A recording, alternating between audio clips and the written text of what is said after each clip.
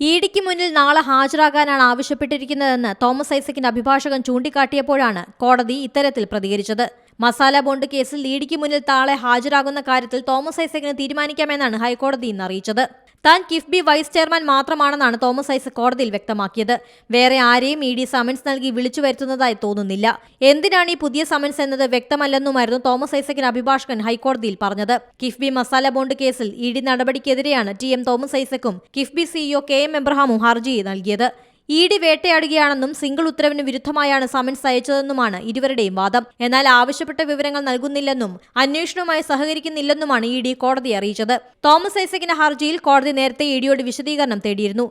Thomas Isaac അന്വേഷണവുമായി സഹകരിക്കുന്നില്ലെന്നാണ് ഇഡിയുടെ നിലപാട്. ഹർജി നാളെ വീണ്ടും ഹൈക്കോടതി പരിഗണിക്കും. News desk C Malayalam news. ഏറ്റവും പുതിയ വാർത്തകളും വിശേഷങ്ങളും വിരൽ തുമ്പിലറിയാൻ സി മലയാളം ന്യൂസ് എല്ലാ ഡിജിറ്റൽ പ്ലാറ്റ്ഫോമുകളിലും ലഭ്യം.